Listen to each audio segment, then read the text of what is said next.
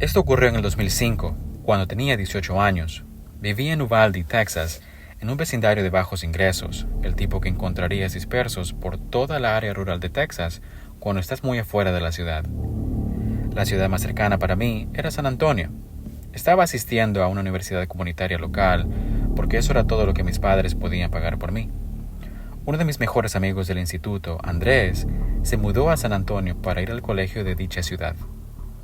Andrés estaba viviendo en un pequeño apartamento a las afueras de la ciudad, con un compañero de cuarto. Su novia también solía quedarse con él a menudo, ya que la ciudad está a solo 1 hora de distancia. Yo lo visitaba todo el tiempo. Me invitó un fin de semana a quedarme a dormir, así que tomé mi vieja pero muy confiable Toyota Pickup del 95. Es una broma. Ese carro es una porquería que ni siquiera le funcionaba el indicador de gasolina. Siempre tenía que recordar cuándo fue la última vez que llené el tanque y luego reiniciar el cuenta kilómetros. Tomé la ruta 90, que era un camino directo desde Uvalde hasta San Antonio. Estaba en la carretera como a las 3 de la tarde de un viernes y no había tráfico en absoluto. Llegué a la casa de Andrés a una hora razonable. Su novia no llegaría hasta el día siguiente, así que esa noche íbamos a salir. Paramos en una licorería y bebimos en su apartamento durante un rato con su compañero de cuarto. Luego los tres fuimos a este bar de mala muerte que solía aceptar identificaciones falsas. Básicamente eso fue todo.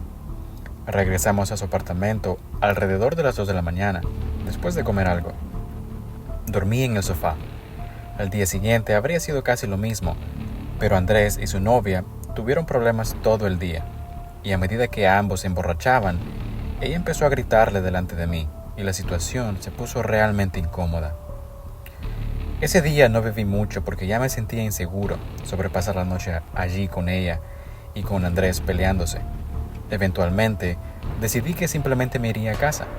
Me despedí de todos y empecé mi viaje de regreso a casa. Era muy tarde en la noche, creo que medianoche, tal vez un poco antes. La ruta 90 estaba desierta en ese momento, así que iba rápido. Para mi camioneta lo iba, bueno, por así decirlo. Pero de repente el motor empezó a fallar. Sentí que se me paraba el corazón por completo cuando me di cuenta de que olvidé llenar el tanque. Reduje la velocidad, pero era demasiado tarde. El motor se apagó. Me orillé al lado de la carretera e intenté arrancarlo varias veces, pero no sirvió de nada. Saqué mi teléfono celular, que era igual de malo que mi camioneta, e intenté conseguir señal, pero nada. Ni siquiera podía llamar para pedir ayuda. Tuve que activar las luces de emergencias y esperar a que pasara un buen samaritano. No te imaginas cuánto tiempo estuve sentado en el costado de la carretera antes de ver luces. Agité los brazos cuando el coche se acercó, pero pasó de largo, ignorándome. Esto volvió a suceder después de otros 10 minutos más o menos. Empecé a sentirme desesperado, pensando que tal vez debería simplemente dormir en mi coche y esperar hasta el amanecer para conseguir ayuda. Entonces eso es lo que iba a hacer. Me metí en mi coche, saqué la llave para desconectar la batería y simplemente recliné el asiento para dormir. Oí el ocasional coche pasar como cada 10 minutos, pero no me parecía que valiera la pena hacer señas a la gente en la oscuridad. Era sospechoso tanto para mí como para la gente en los coches. Pero justo cuando empezaba a quedarme dormido, el sonido de una puerta de coche cerrándose detrás de mí me despertó. Miré por el espejo retrovisor y vi un coche detenido detrás de mí con las luces apagadas. Me giré para echar un vistazo mejor. Era una gran camioneta, pero no había nadie dentro ni fuera de ella. ¿Quizás alguien se detuvo para ayudar? Salí del coche y dije, disculpe, pero no obtuve respuesta. Me acerqué a la camioneta solo para confirmar que no había nadie dentro y luego volví a mi coche. Esto era extraño. Miré hacia los árboles en el borde de la carretera. Quizás alguien estaba haciendo del baño en el bosque. Volví a meterme en mi coche y cerré la puerta con llave. Era demasiado raro. De repente, hubo un golpe en mi ventana. Salté y vi un hombre mirándome a través del cristal del coche, sonriendo. No hice nada aún. Oye, amigo, ¿necesitas ayuda?, me dijo. Bajé la ventana un poco y dije, hola, me quedé sin gasolina. El hombre dijo, eso es un gran problema. Sal y dame una mano con esto, rápido. Cuando dijo esto, Pensé que se refería a ayudarlo con un contenedor de gasolina para llenar mi tanque o algo así, sinceramente. Así que salí del coche y cerré la puerta, esperando que me llevara a su camioneta. Pero se quedó allí, mirándome desde arriba, porque era mucho más alto, aún sonriendo, y dijo: «Necesito que te vacíes tus bolsillos, por favor». Me llevó un segundo procesar lo que quería decir. Literalmente, era un estudiante universitario pobre, conduciendo una camioneta hecha pedazos. No iba a dejarme robar el poco dinero que tenía en mi teléfono. Corrí en la dirección de los árboles. Soy pequeño, pero rápido. Me di la vuelta y vi que me perseguía. Una vez que llegué a los árboles, zigzagueé por todas partes hasta que pareció perderme. Luego me agaché detrás de un gran árbol para recuperar el aliento. Cuando escuché que se acercaba, contuve la respiración. Lo escuché decir en voz alta: «Te mataré, pedazo de...». No sé si lo dijo en voz alta por rabia o si quería que lo oyera, pero estaba demasiado asustado para moverme, incluso después de escuchar sus pasos alejarse. No me moví en absoluto. De hecho, me quedé en esa posición el resto de la noche, tendido detrás de ese gran árbol hasta que amaneció. Regresé a la carretera, hasta mi camioneta, y el camión detrás de mí había desaparecido. Pero las puertas de mi camioneta estaban abiertas. Descubrí que mi guantera había sido registrada y completamente vaciada de cualquier cosa de algún valor. También habían tomado mi sudadera de franela, que tenía algo en el bolsillo, estoy seguro. Finalmente, logré hacer señas a un buen samaritano y él me llevó a la gasolinera más cercana. Compré un contenedor de combustible, la llené de gasolina y el hombre me llevó de vuelta a mi coche, donde llené el tanque lo suficiente como para llevar la camioneta a una gasolinera y llenar el tanque por completo. Luego me fui directo a casa. Esta fue una experiencia de aprendizaje en la vida real para mí, de que hay personas malas por ahí que intentarán aprovecharse de ti cuando estás en una situación vulnerable, pero también hay personas buenas como el hombre que me ayudó.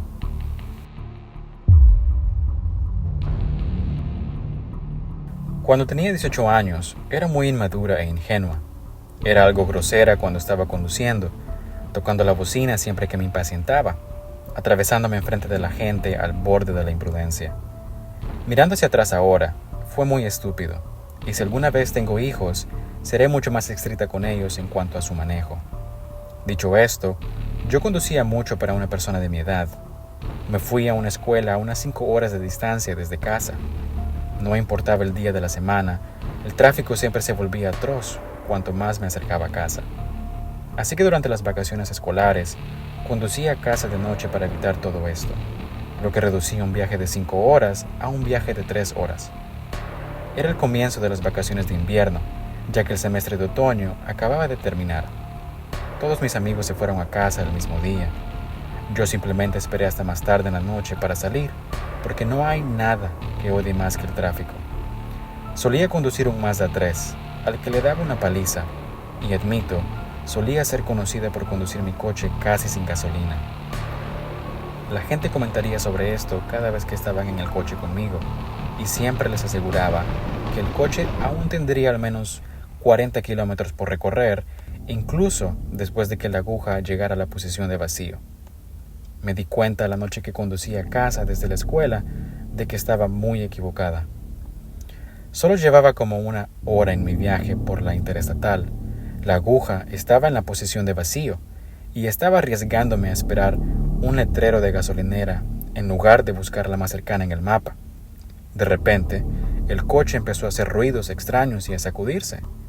Y ahí fue cuando me di cuenta de que probablemente había vaciado el tanque esta vez. Me salí en la primera rampa de salida y esperaba que me llevara directamente a una gasolinera. Esta salida, sin embargo, estaba oscura, sin luces de la calle y solo había bosques a ambos lados.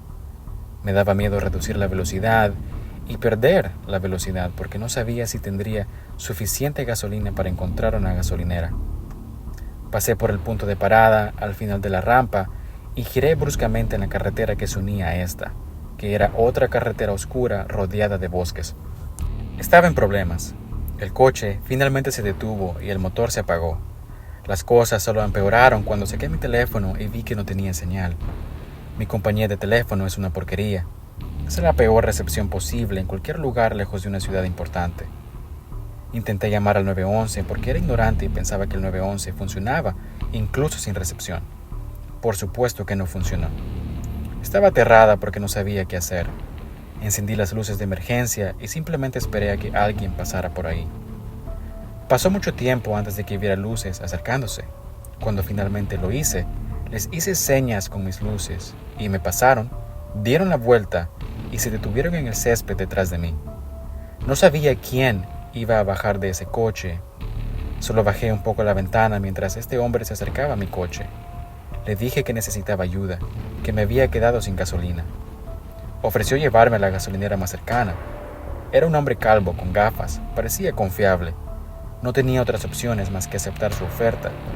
Salí del coche y lo seguí a su coche, asegurándome de asegurar mis puertas primero. Su coche era un Honda, negro, probablemente 2010. Olía raro en su coche, aunque no podía identificar cuál era el olor. Hizo otra vuelta en U y comenzó a conducir en la dirección en la que estaba conduciendo antes. Hizo conversación conmigo, preguntándome de dónde era y preguntas básicas. Fui honesta con él y le dije que estaba conduciendo a casa desde la escuela.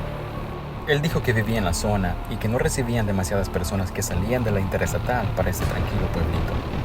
La ruta que estábamos tomando carecía de edificios en cualquier lugar. Solo había bosques por todas partes. Le pregunté si sabía de alguna gasolinera y él dijo que sí, que solo un poco más adelante en la carretera. Comencé a escuchar golpes y golpes provenientes del fondo del vehículo. Sonaban como en el maletero. Al principio pensé que tal vez eran golpes en la carretera o un objeto suelto en el maletero. Él no paraba de hablar y finalmente llegamos a una área que parecía un pueblo. Había algunas luces y edificios, un restaurante y algunas casas pequeñas. Había un semáforo en la primera intersección desde que entré en su coche. Nos detuvimos y por primera vez hubo silencio. Y luego escuché el sonido inconfundible de alguien gritando en el maletero, seguido de golpes. Miré al hombre que me miró en una fracción de segundo. Me desabroché el cinturón de seguridad, abrí la puerta e intenté salir corriendo mientras al mismo tiempo él intentaba agarrarme y tirarme hacia atrás del coche. Lo escuché salir también, pero en lugar de perseguirme, corrió para cerrar la puerta del lado del pasajero. Luego lo oí marcharse a toda prisa por la calle. Corrí hacia el restaurante y pedí ayuda, armando un escándalo. Usé su teléfono para llamar al 911. Esperé allí y se convirtió en un gran alboroto, con varios policías llegando al restaurante para tomar un informe. Dada la gravedad del informe que se estaba haciendo, de que había escuchado a alguien en el maletero del coche, tuvieron que obtener hasta el último detalle de mí sobre el coche, el hombre, su apariencia y dónde me recogió.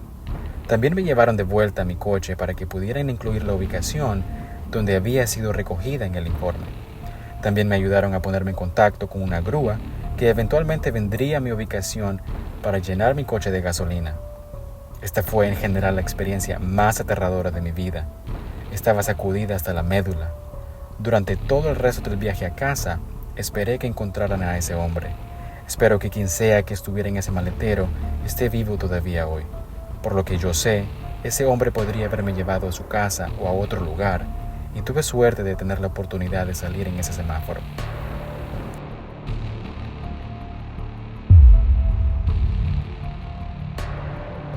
Vivo en Carolina del Norte, en Morganton. Estoy acostumbrada al estilo de vida tranquila que viene con vivir en un lugar rural. Aquí y allá te encuentras con algunos personajes extraños, pero generalmente no es nada grave. Tengo un bonito terreno con mi esposo. Mi horario de trabajo fluctúa. A veces trabajo de día y a veces de noche. Eso sucedió en una noche en la que estaba de camino a casa después de un turno de noche, así que debían ser como las 3 de la mañana. Mi teléfono estaba casi descargado. Tenía hambre, estaba cansada y solo quería conseguir algo de comida y volver a casa. Paré en la gasolinera para poner $10 de gasolina y también compré un sándwich empaquetado que procedí a comer dentro del café de la gasolinera. Un tipo sospechoso me miraba un poco hasta que salió de la tienda sin comprar nada. Después de comer, salí para llenar el tanque del coche. El olor a gasolina era especialmente fuerte por alguna razón. Esas carreteras son muy oscuras por la noche, así que conducía despacio, especialmente porque estaba cansada después de un largo día de trabajo. Luego sucedió algo inesperado. La aguja del medidor de gasolina de repente cayó a la indicación de vacío, y la luz de bajo nivel de gasolina se encendió y pitó. No tenía ni idea de lo que estaba pasando. No soy una persona de coches y nunca me había quedado sin gasolina antes. Además de que la aguja de repente cayó. Al principio pensé que era un fallo de la computadora, así que me detuve y reinicié el coche, pero la aguja aún seguía en la misma posición de vacío. Intenté seguir conduciendo, pero el motor se apagó. Empecé a tener un ataque de pánico. Llamé a mi esposo enseguida y gracias a Dios me contestó. Le pregunté cómo era posible que mi coche se quedara sin gasolina después de haberlo llenado, y cuando salí del coche, olí gasolina. Se lo dije y él dijo que sonaba como si tuviera alguna fuga. Me dijo que iría enseguida y que llamaría a nuestra grúa de asistencia en carretera. Pero luego escuché un coche que venía sin luces y de repente se detuvo no muy lejos detrás de mi coche. De repente pensé en mencionar al tipo sospechoso que me estaba mirando en la gasolinera y le pregunté a mi esposo si había alguna posibilidad de que él hubiera hecho algo a mi coche. El tono de voz de mi esposo cambió repentinamente. Sonaba más preocupado y dijo que sí, que había una posibilidad de que hubiera cortado mi línea de combustible. No sabía lo que eso significaba. Todo lo que sabía era que necesitaba huir. Saqué las llaves del encendido, cerré la puerta y la cerré con llave para que se apagaran las luces. Mi teléfono estaba al 2%, así que le dije que mandara un mensaje cuando estuviera cerca. Me salí de la carretera y corrí hacia la primera casa que encontré. Corrí por el largo camino de la entrada de la propiedad hasta la puerta principal. Todas las luces de la casa estaban apagadas, pero aún así toqué el timbre varias veces. Eventualmente, una luz se encendió y luego la puerta se abrió. Un hombre de unos 60 años abrió la puerta. Parecía que acababa de despertarse. Le pedí que me dejara entrar para esconderme y cargar mi teléfono. Después de un poco de explicación, abrió completamente la puerta y me dejó entrar. Le pedí un cargador de iPhone y dijo que quería buscar uno. Luego me pidió que tomara asiento en la sala. Me senté, aún con mi uniforme de enfermera, sintiendo una mezcla de emociones. El hombre llamó desde la cocina preguntándome si quería agua. Dije que sí, por favor, aunque él no sabía que vi su reflejo en un espejo de la sala que daba visibilidad hacia la cocina. Lo vi llenar un vaso de agua y sé con certeza que vi cómo dejaba caer algo en el agua. Salió de la vista del espejo, pero el grifo seguía abierto. El agua corrió durante unos 30 segundos más antes de que él lo cerrara. Volvió a la sala con un vaso de agua y me lo entregó. Le agradecí y se sentó, mirándome. Luego me pidió que explicara la situación nuevamente. Le respondí que necesitaba un cargador para poder contactar a mi esposo. Él dijo que estaba bien y se fue hacia arriba. Revisé mi teléfono y estaba a un 1%. Usé esa batería restante para enviar mi ubicación actual a mi esposo por si acaso. Luego olí el vaso de agua y aunque no olía nada, sabía que había puesto algo en él. Ahora tenía que tomar la decisión si debía irme o no. Por un lado, necesitaba cargar mi teléfono desesperadamente, pero por el otro, estaba 99% segura de que él había hecho algo con esta agua. Escuché cómo bajaba las escaleras y dijo que no tenía ningún cargador de iPhone porque tenía un Android. Después de decir esto, me levanté y caminé directamente hacia la puerta. Una vez afuera, corrí de regreso por el camino de entrada hacia la carretera. Sentía ganas de vomitar. No podía creer que 2 incidentes potenciales de 2 hombres diferentes hubieran ocurrido en una sola noche. Me escondí por el costado de la carretera detrás de los árboles. Saqué mi teléfono y envié mi ubicación actualizada y justo en ese momento mi batería murió. Esperé hasta que vi las luces familiares del carro de mi esposo. Salí agitando los brazos y gracias a Dios era él. Subí al camión y dejé salir todas mis emociones, llorando con él sobre lo que acababa de pasar. Me llevó a mi coche y ya no había un coche detrás del mío, aunque mi ventana trasera estaba quebrada y parecía que alguien había entrado en el asiento trasero, pero no quedaba nada de gran valor en mi coche para robar de todos modos. Cuando le conté a mi esposo sobre el hombre que potencialmente intentó drogarme, estaba tan furioso que quería ir a derribar su puerta, pero le dije que no, que esperáramos a que viniera la grúa. Esperamos bastante tiempo antes de que llegara. Mi coche fue remolcado a mi concesionario, donde se llevarían el coche el día siguiente. Mi esposo tenía razón. Mi coche fue vandalizado y la línea de combustible estaba cortada por completo. Gracias a Dios que estaba libre los próximos días porque necesitaba tiempo para recuperarme mentalmente de esa noche. La idea de que 2 veces en una noche casi fui víctima de hombres sospechosos simplemente no podía superarlo. Esto ha sido todo por hoy. Muchas gracias por escuchar. Si te ha gustado, por favor dale like y considera suscribirte a mi canal para ver más contenido como este. Y como siempre, hasta la próxima. Adiós.